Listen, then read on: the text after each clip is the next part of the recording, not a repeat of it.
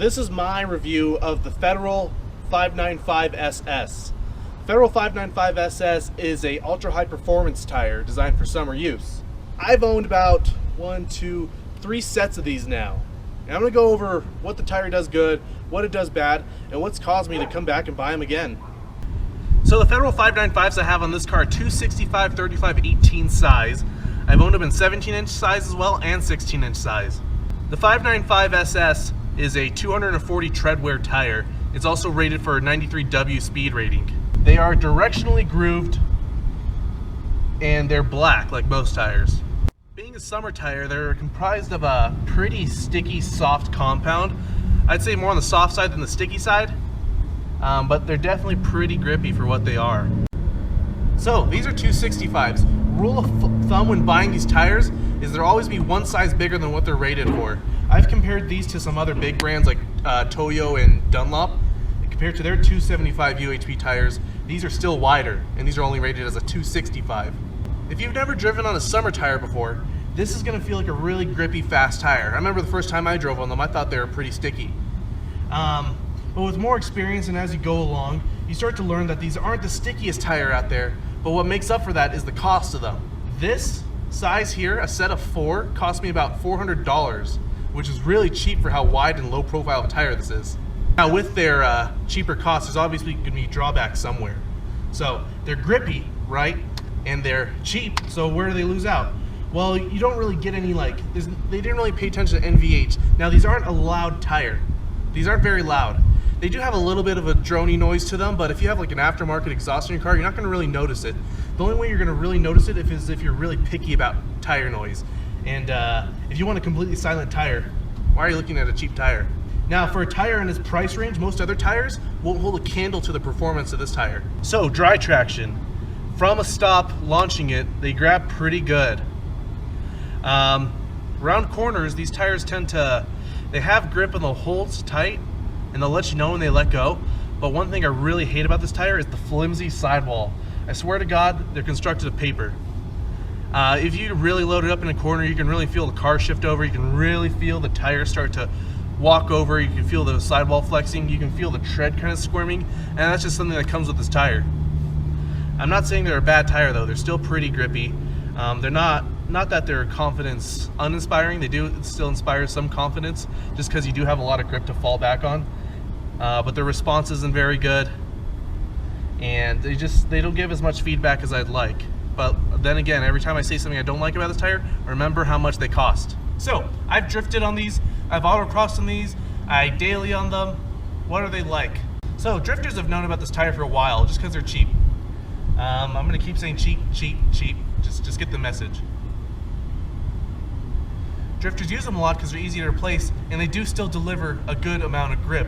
Because, you know, beyond common knowledge, a lot of people think you don't want grip when you're drifting. Some of those guys do, and a lot of the more experienced guys want some, so that way they can carry more speed into a corner and have more confidence backing them up. So I've personally used them at a drift event. I used some other shitty tires beforehand and didn't like them. I kept spinning out. Once I threw these on, I could really get aggressive into a corner sliding. I could really huck it in, and I could really carry a lot of speed. And that's what these are good for. They're cheap, they're replaceable, and they can do that for you. At Autocross, they weren't the best. They were definitely better than using an all season or anything of that sort. And I've beaten some cars in other UHP tires like the BF Goodrich somethings, the G-Forces. I think they're a 320 tread wear. These blow the Hankook Ventus V12s out of the water. Those tires are garbage. These definitely provide more grip. But like I said before, sidewall's kind of flimsy. They're not as responsive, so they're not as fast as you like to be between transitions. But they have that grip there so you can still maintain some speed and momentum. They make a god-awful noise when they're screeching though, I'll tell you that right now. I wanted to make a quick mention. These are the original 595s I first owned. They came with the 300ZX I bought, the twin turbo one, before I started making videos. These are 245 55/16s, I believe. Obviously, as you can tell, the rears are a lot baller.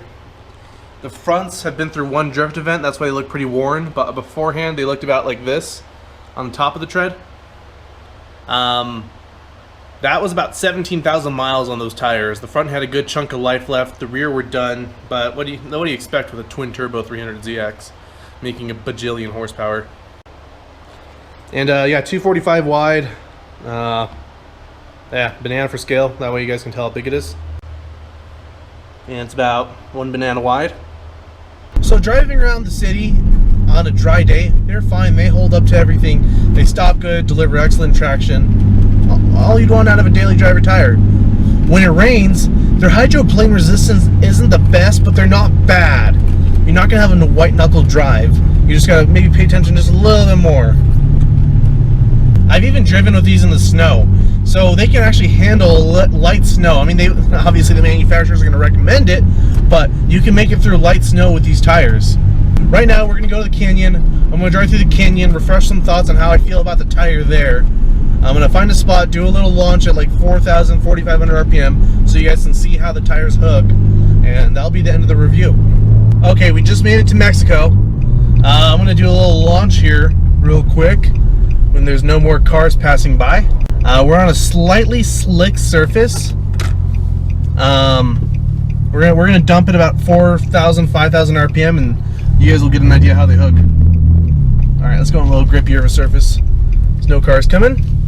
Okay, traction control's off.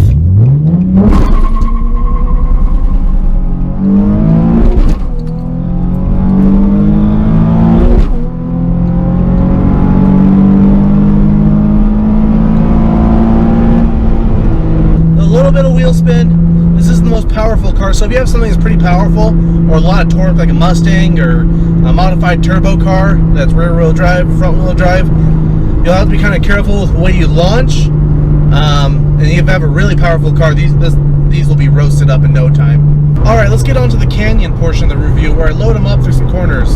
So as we're going through, you don't get as much response, and this is coming from a real good race tire. To some people, this is going to feel like a really responsive tire, but it doesn't have as much response as I'd like it to have. And the other thing is the sidewall feels flimsy. Even messing around with pressures, the sidewall is going to feel flimsy. But even though the sidewall will move, the tread will squirm, there'll still be a lot of grip grabbing onto the road. But everyone say it with me, these tires are cheap.